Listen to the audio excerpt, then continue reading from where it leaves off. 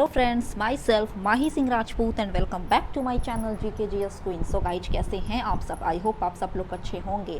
तो फ्रेंड्स, आज फिर से मैं आप लोगों के लिए टॉस का टेस्ट 3-9 लेकर आई हूँ। तो चलिए ये टेस्ट लगाते हैं। इससे पहले अगर आप मेरे चैनल पर नए हैं तो प्लीज़ मेरे चैनल को जाकर विजिट करें। वहाँ पर मैं continuously specially Bihar SI candidate के लिए टेस्ट सीरीज करवा रही हूँ। इसके अलावा आपको मेरे चैनल पर बिहार स्पेशल 2021 के घटना चक्र, current affair and Bihar SI के previous year questions already uploaded मिलेंगे।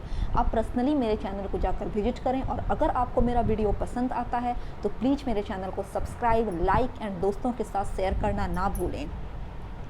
आप मुझे इंस्टाग्राम पर भी फॉलो कर सकते हैं, फेसबुक पर भी फॉलो करने का लिंक मैं आपको डिस्क्रिप्शन बॉक्स में दे दूंगी। For PDF and latest update please join with me on Telegram channel and link is given in description box. So let's started. आप लोग मुझे कमेंट के जरिए ज़रूर बतलाइएगा कि आपने कितना मार्क्स अचीव किया।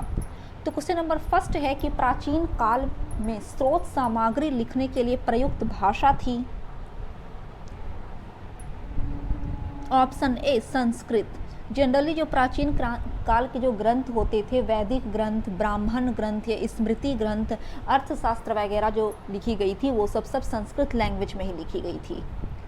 नेक्स्ट है कि भारत का कौन सा प्रसिद्ध मंदिर ब्लैक पगोड़ा के नाम से जाना जाता है। तो कोणार्क का रथ मंदिर जो उड़ीसा में सिचुएटेड है। अगर इसके संस्थापक की बात करें तो इसकी स्थापना गंग वंश के शासक नरसिंह देव ने करवाया था। और कोणार्क के जो सूर्य मंदिर जो है ना, वो लाल बलुआ पत्थर और ग्रेनाइट के पत्थर से इसका निर्माण करवाया गया है। नेक्स्ट है कि सांची का महान स्तूप है। ऑप्शन बी मध्य प्रदेश के रायसेन जिले में। अगर हम इसकी बात करते हैं तो जो सांची का जो मुख्य स्तूप है ना, उसका निर्माण सम्राट अशोक ने करवाया था। हालांकि बाकी जो बटा जो पार्ट था उसका विस्तार मौर्योत्तर काल के शुंग शासक ने करवाया था। नेक्स्ट है कि दिल्ली सल्तनत का अंतिम वंश क्या था। ऑप्शन डी लोदी वंश। दिल्ली सल्तनत की स्थापना बहलोल लोदी ने की थी। लोदी वंश का अगर संस्थापक की बात करते हैं तो लोदी वंश का संस्थापक बहलोल लोदी था और इस लोदी वंश का अंतिम शासक इब्राहिम लोदी हुआ। नेक्स्ट है कि प्रयाग नगर को इलाहाबाद अल्लाह का नगर नाम किसने दिया था।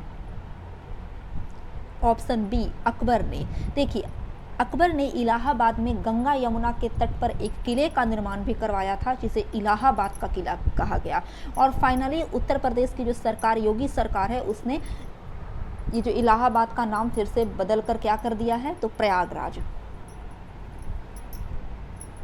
नेक्स्ट है कि गुरु नानक देव का जन्म स्थान कौन सा था।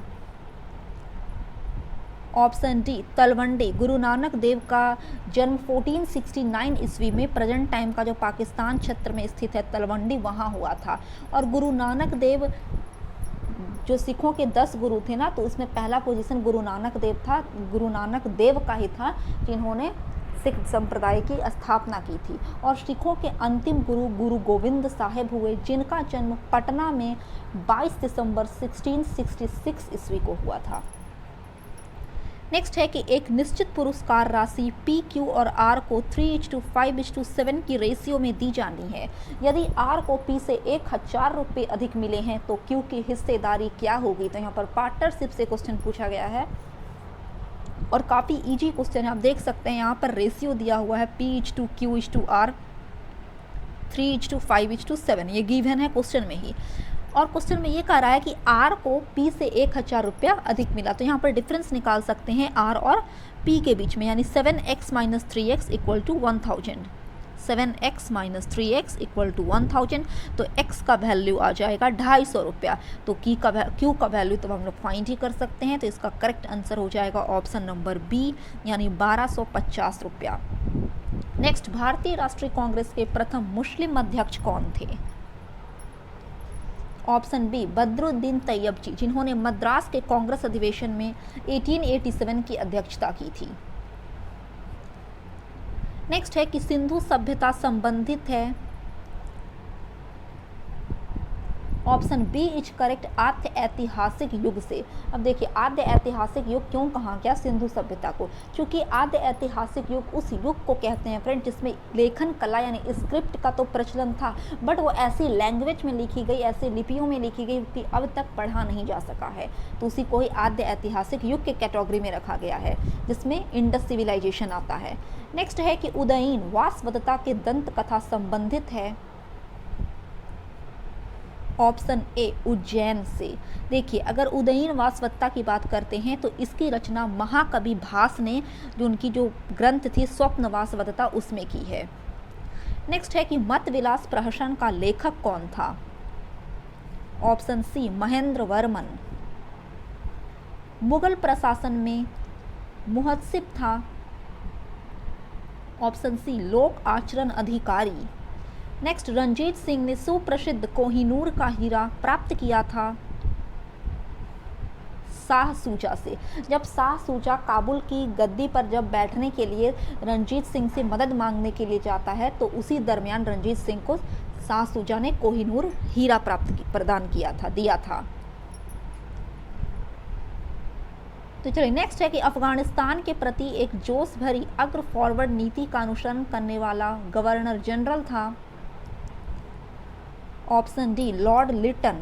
नेक्स्ट निम्नलिखित में से किसे पेरिस की रॉयल एशियाटिक सोसाइटी की सदस्यता प्रदान की गई थी,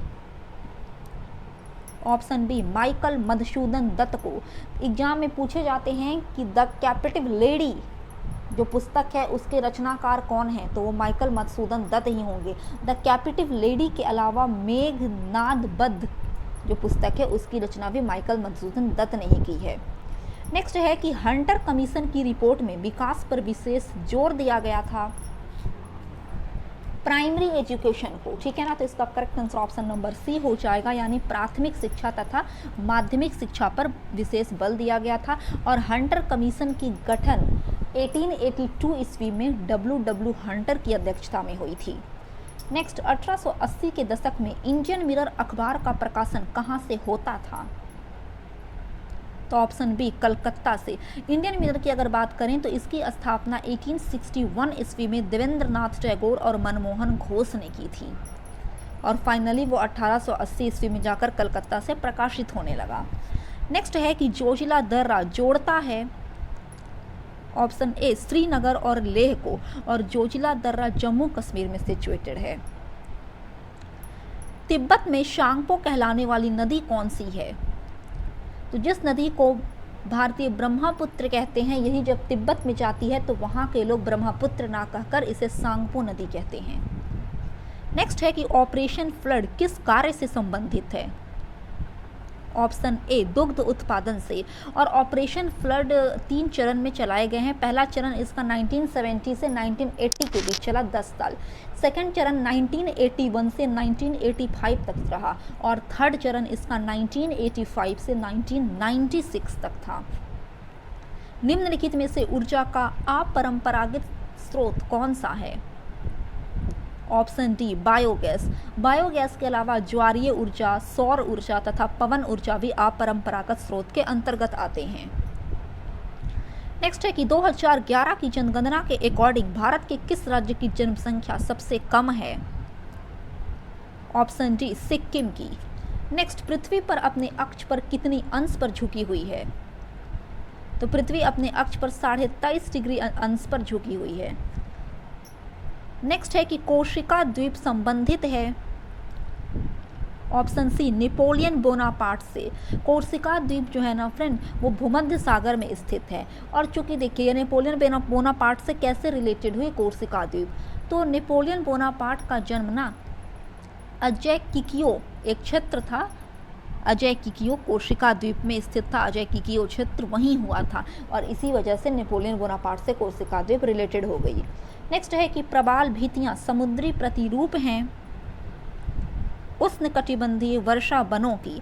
अब जानते हैं कि प्रवाल भित्तियां बनती कैसे हैं, तो इसका निर्माण सागरीय जीव, मूंगे या कोरल जीवों के अस्थि पंजरों के समेकन और संयोजन से होता है। किसका निर्माण, तो कोरल रीफ यानी प्रवाल भित्तियों का निर्माण। मृदा रहित कृषि को क्या कहते हैं, हाइड्रोपोनिक्स। दक्षिणी ध्रुव की खोज किसने की थी? एमंडसन ने। नेक्स्ट, निम्नलिखित में से कौन सी फसल मृदा को नाइट्रोजन से भरपूर कर देती है? काफ़ी अच्छा क्वेश्चन है और ऑप्शन डी यानी मटर इसका आंसर होगा। नेक्स्ट है कि निम्न में से कौन सा बांध नर्मदा नदी पर नहीं है? तो बरगी, ओंकारेश्वर और इंदिरा गांधी सागर बांध नर्मदा नदी पर है, बट वान सागर नर्मदा पर नहीं है, यह सोन नदी पर सिचुएटेड है। तो इस पॉइंट ऑफ व्यू से ऑप्शन डी यहाँ पर करेक्ट है। नेक्स्ट है कि कौन सुमेलित नहीं है? तो देखिए, इटली की एक क्षेत्र है सिसिली, ये सुमेलित है। दक्षिण अफ्रीका में एक क्षेत्र पड़ता है डरबन, तथा कनाडा की एक एरिया है न्यू फाउंडलैंड। तो ये सब सुमेलित है, बट ए यहाँ पर सुमेलित नहीं है, क्योंकि तस्मानिया युगांडा कहीं पर से भी रिलेशन नहीं बना रहे हैं। तस्मानिया की अगर बात करते हैं तो ये ऑस्ट्रेलिया की एक क्षेत्र है जो 200 किलोमीटर दक्षिण में बॉस जल डमरू मध्य द्वारा अलग होता है। नेक्स्ट है कि आइसोबाथ क्या दिखाती है? तो आइसोबाथ मानचित्र में जल के अंदर समान गहराई के बिंदुओं को मिलाकर खींची गई रेखा है। तो ये गहराई यानी डेप्थ दिखलाती है आइसोबाथ। नेक्स्ट, भारत में एकल नागरिकता की अवधारणा अपनाई गई है ब्रिटेन यानी इंग्लैंड से। नेक्स्ट है कि राष्ट्रपति द्वारा राष्ट्रीय आपात स्थिति की घोषणा किए जाने के बाद किस अवधि तक उसका अनुमोदन पार्लियामेंट के प्रत्येक सदन द्वारा हो जाना चाहिए? तो 1 महीने के अंदर। और आर्टिकल 352 में ऐसा लिखा हुआ है कि राष्ट्रपति किसी विशेष कंडीशन पर राष्ट्रीय आपात लागू कर सकते हैं। नेक्स्ट है कि यदि रेक्टेंगल के विकर्ण यानी डायगोनल की लंबाई और इसका आधा पेरीमीटर क्रमशः 11 सेंटीमीटर और 13 सेंटीमीटर है तो इसका एरिया क्या होगा? सॉल्व करने पर इसका करेक्ट आंसर 24 सेंटीमीटर स्क्वायर आएगा। नेक्स्ट है कि त्रिभाषा सूत्र की सिफारिश किस समिति ने की थी? कोठारी समिति ने। देखिए, कोठारी आयोग का गठन डॉक्टर दौलत सिंह कोठारी की अध्यक्षता में भारत सरकार ने 1964 ईस्वी में की थी। तो कब की कोठारी आयोग की गठन? तो 1964 में। नेक्स्ट है कि संविधान सभा में भारतीय संविधान का तृतीय वाचन कब प्रारंभ हुआ था? तो जैसा कि आपको पता होगा कि जब हमारा कॉन्स्टिट्यूशन बन रहा था तो उस समय संविधान सभा के द्वारा 3 वाचन किए गए थे, प्रथम, द्वितीय और तृतीय। तो प्रथम वाचन जो हुआ था वो 4 नवंबर 1948 से लेकर 9 नवंबर 1948 तक हुआ, काफ़ी कम टाइम तक। दूसरा वाचन काफ़ी ज़्यादा लंबा चला और दूसरा वाचन था 15 नवंबर 1948 से 17 अक्टूबर 1949 तक। और तृतीय वाचन चला था 17 नवंबर 1949 से 26 नवंबर 1949 तक ये तीसरा वाचन का काल था। नेक्स्ट है कि मानव अधिकारों की अवधारणा का प्रमुख बल है? ऑप्शन डी, मानव होने के नाते मानव गरिमा पर। नेक्स्ट, निम्नलिखित में से कौन सा विषय राज्य सूची का नहीं है? तो ऑप्शन सी यानी जन्म एवं मृत्यु का पंजीकरण राज्य सूची में नहीं आता है, हालांकि पुलिस, भू राजस्व और कारागार ये सब राज्य सूची में आते हैं। नेक्स्ट है कि एक वस्तु 12.5% लाभ पर 2250 रुपये में बेची जाती है तो लाभ की राशि क्या थी? तो यहाँ पर एक ट्रिक दिया गया है, आप इसको ध्यान से समझिएगा। यहाँ पर आपको प्रॉफिट कितना हुआ तो ये निकालना है। तो वो निकालने के लिए एक फार्मूला है कि जितना आपका सेलिंग प्राइस था यानी 2250 डिवाइडेड बाई इतना रुपया लाभ हुआ। 12.5% लाभ होता है, मतलब कितना रुपया हो गया? तो 112.5 इंटू 12.5। इसको सॉल्व कीजिए तो आपका ये आंसर आ जाएगा। तो इसका करेक्ट आंसर क्या हो जाएगा फ्रेंड? तो ऑप्शन नंबर बी हो जाएगा, यानी 250 रुपया। तो चलिए, नेक्स्ट है कि बहुराष्ट्रीय फर्म। ऑप्शन बी, अनेक देशों में प्रचलित एक कंपनी होती है। नेक्स्ट, अंतर्राष्ट्रीय मुद्रा कोष यानी IMF के नियमों के अकॉर्डिंग हर सदस्य को अपनी वैध मुद्रा के सममूल्य घोषित करना होता है अमेरिकी डॉलर के रूप में और पाउंड स्टर्लिंग के रूप में। नेक्स्ट, मुक्त व्यापार संधि का अभिप्राय है एक देश से दूसरे देश को माल का मुक्त संचलन। नेक्स्ट है कि किसने लगान को भू उपज के उस भाग के रूप में परिभाषित किया था जो मृदा को मूल और अनश्वर शक्ति के प्रयोग के लिए जमींदार को अदा किया जाता है। Option A, Ricardo. Next 69, 96 and 138 का हाईएस्ट कॉमन फैक्टर निकालना है। काफ़ी इजी क्वेश्चन है, करेक्ट आंसर 3 हो जाएगा। नेक्स्ट है कि GEF एक अंतर्राष्ट्रीय अनुदान प्रदान करने वाली एजेंसी है। इसका विस्तृत रूप यानी फुल फॉर्म क्या होगा? तो इसका फुल फॉर्म होता है ग्लोबल एनवायरनमेंट फंड, और ग्लोबल एनवायरनमेंट फंड की स्थापना 1990 में की गई थी। प्रेजेंट टाइम में इसका हेडक्वार्टर वाशिंगटन में सिचुएटेड है। नेक्स्ट है कि भारत में कार्य कर रहे प्रत्येक अनुसूचित बैंक के सकल जमा का वह हिस्सा जो अनिवार्य रूप से RBI के पास नकद रूप में रखता है, उसे क्या कहते हैं? तो उसे CRR यानी नकद आरक्षित अनुपात कहा जाता है।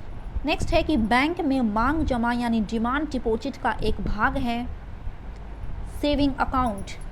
नेक्स्ट, भारत सरकार ने सार्वजनिक क्षेत्र के बैंकों के प्रशासन में सुधार के उद्देश्य से किस संस्था की स्थापना की है? Option A bank board bureau. एक ऐसी प्रक्रिया जिसके द्वारा किसी देश की सरकार अपनी अर्थव्यवस्था में विनिमय के माध्यम के रूप में प्रचलित मुद्रा के नोट की कानूनी वैधता समाप्त कर दी जाए तो कहलाता है? ऑप्शन बी विमुद्रीकरण। नेक्स्ट है कि भारत का पहला पूर्ण बीमा कंपनी है GICRE। यह भारत की पहली ऐसी कंपनी है जो बीमा कंपनी को बीमित करता है।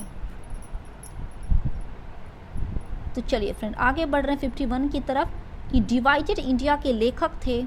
काफ़ी इजी और काफ़ी अच्छा क्वेश्चन है। Option D doctor Rajendra Prasad. Next, बहुत उच्च तापमान को मापने के लिए हम प्रयोग करते हैं ताप वैद्युत उत्तमामापी। नेक्स्ट है कि लेंस किससे बनता है? फ्लिंट कांच से। जब किसी तालाब के शांत जल में पत्थर फेंका जाए तो तालाब में जल के पृष्ठ पर उठने वाली लहरें होती हैं अनुदैर्घ्य लहर तथा अनुप्रस्थ लहर, दोनों प्रकार की लहरें। नेक्स्ट है कि वाहनों में स्नेहक तेल का प्रयोग किया जाता है फ्रिक्शन को कम करने के लिए यानी घर्षण को कम करने के लिए ही व्हीकल्स में स्नेहक ऑयल का यूज किया जाता है। नेक्स्ट है कि AC को DC है ना, AC को DC में रूपांतरित करने के लिए प्रयुक्त साधन को कहते हैं? तो अल्टरनेटिंग करंट को जब हम डायरेक्ट करंट में चेंज करते हैं ना, तो वो साधन क्या कहलाती है? तो ऑप्शन बी यानी दिष्टकारी। नेक्स्ट, पेनिसिलिन का आविष्कार किसने किया था? ऑप्शन सी अलेक्जेंडर फ्लेमिंग ने 1928 ईस्वी में। कांच के निर्माण के लिए प्रयुक्त कच्ची सामग्रियां यानी रॉ मटेरियल क्या हैं? ऑप्शन ए बालू, सोडा तथा लाइमस्टोन यानी चूना पत्थर। नेक्स्ट है कि वायु में हाइड्रोजन जब जलने लगती है तब पैदा करती है जल। उर्वरकों के निर्माण में निम्नलिखित में से कौन सा तत्व प्रयोग में लाया जाता है? Option B potassium. Next, Dettol में मौजूद पूर्तिरोधी यौगिक है, तो डेटॉल में कौन कौन से कंपाउंड मौजूद रहते हैं? तो ऑप्शन बी यानी क्लोरोक्सिनिलॉल के अलावा कैस्टर ऑयल और पानी, ये तीनों चीज डेटॉल में मौजूद रहता है। नेक्स्ट यहाँ पर मैच द फॉलोइंग आप देख सकते हैं।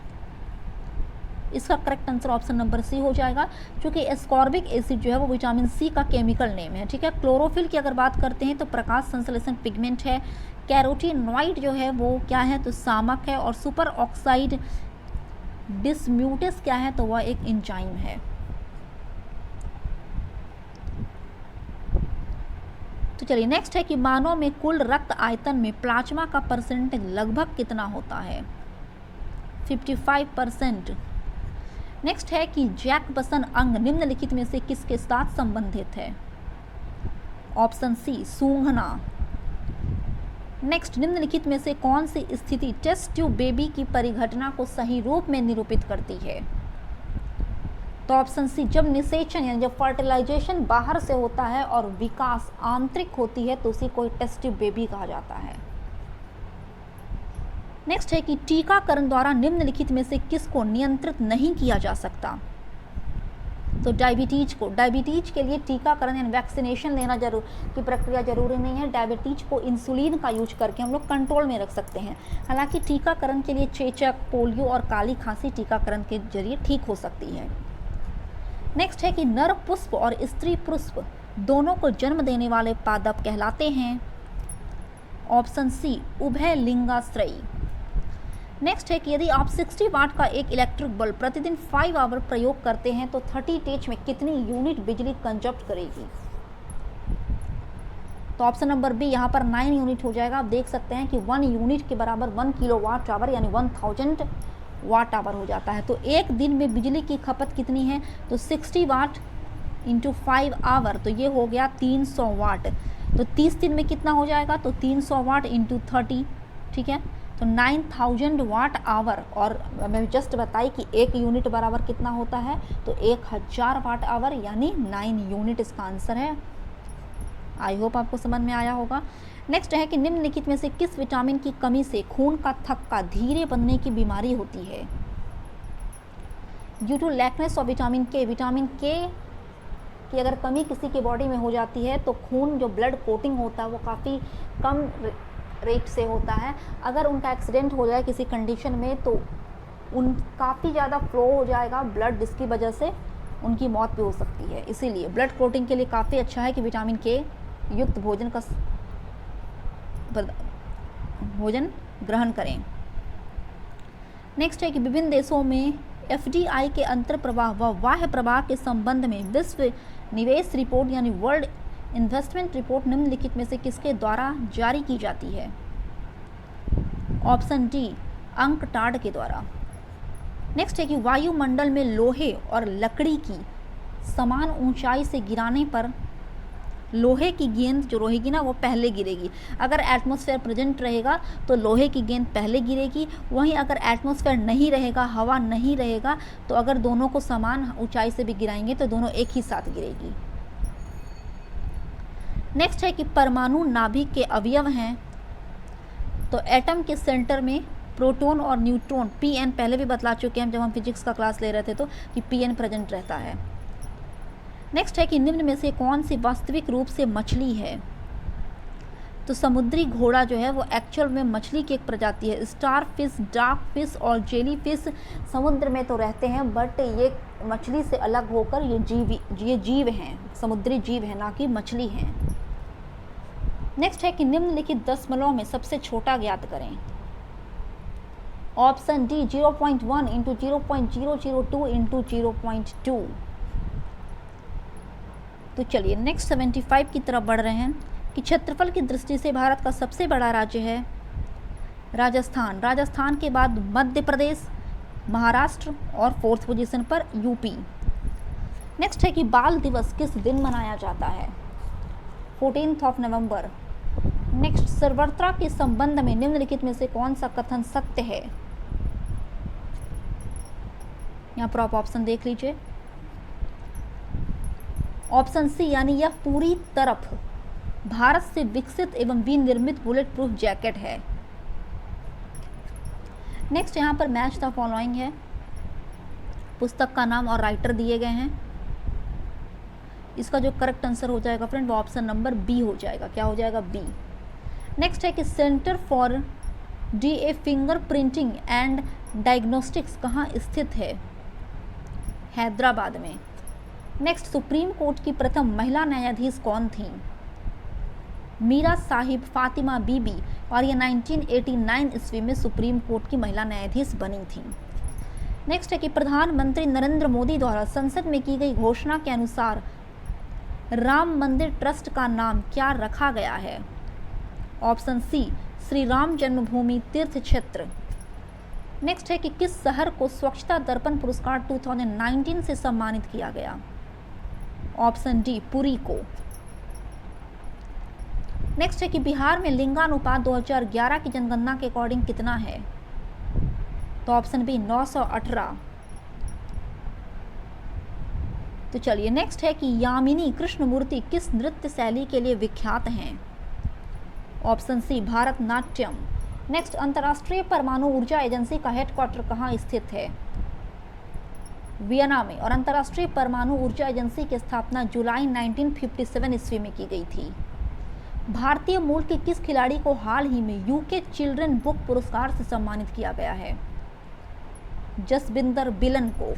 नेक्स्ट, भारतीय रिजर्व बैंक ने अपने विभिन्न कार्यों के साथ विनियमन और पर्यवेक्षण को बढ़ाने के उद्देश्य से उत्कर्ष 2022 नामक रोड मैप तैयार किया है। इस रोड मैप की अवधि तय की गई है 3 वर्ष। नेक्स्ट है कि किसने 5340 मीटर ऊंचाई पर फैशन शो का आयोजन करके विश्व रिकॉर्ड बनाया है? किस कंट्री ने? नेपाल ने। नेक्स्ट, तमिलनाडु ने योमेन तितली को राजकीय तितली घोषित किया है। वह किस क्षेत्र की स्थानिक प्रजाति है योमेन तितली? तो ऑप्शन बी, पश्चिमी घाट की। नेक्स्ट है कि हाल ही में 71वें गणतंत्र दिवस की परेड में किस राज्य की झांकी को प्रथम पुरस्कार मिला है? असम। नेक्स्ट है कि पोलावरम बहुउद्देशीय परियोजना आंध्र प्रदेश सरकार की एक बहुउद्देशीय परियोजना है। यह किस नदी पर बनाई गई है? गोदावरी नदी पर। नेक्स्ट है कि हाल ही में प्रधानमंत्री नरेंद्र मोदी ने राष्ट्रीय डिजिटल स्वास्थ्य मिशन शुरू करने की घोषणा की है। इसके संबंध में सत्य कथन है? ऑप्शन ए, यह स्वास्थ्य डाटा का डिजिटल तंत्र होगा और इसके तहत हर देशवासी को हेल्थ आईडी दी जाएगी। नेक्स्ट है कि हाल ही में निशिकांत कामत का निधन हो गया है। निशिकांत कामत कौन थे? तो वो एक फिल्म निर्देशक थे। नेक्स्ट, हाल ही में चर्चित रहे मानव एटलस के संबंध में निम्नलिखित में से कौन से कथन असत्य हैं?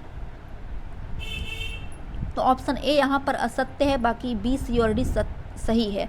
बी है कि मानव एटलस का उद्देश्य मानव शरीर क्रिया विज्ञान पर आधारित ज्ञान में सुधार करना है। इसकी शुरुआत जैव प्रौद्योगिकी विभाग ने की है तथा इसके द्वारा मानव ऊतकों और अंगों के एकीकृत आणविक नेटवर्क का डाटाबेस बनाना है।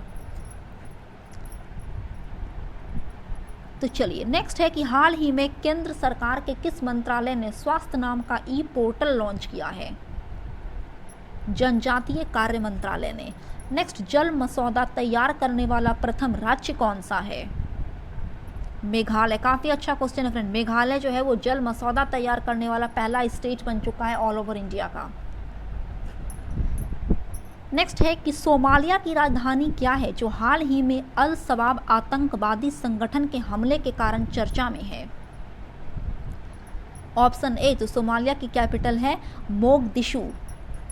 नेक्स्ट, विश्व स्वास्थ्य संगठन ने कांगो में इबोला महामारी को अंतर्राष्ट्रीय स्वास्थ्य आपातकाल घोषित किया है। यह बीमारी फैलती है विषाणुओं से।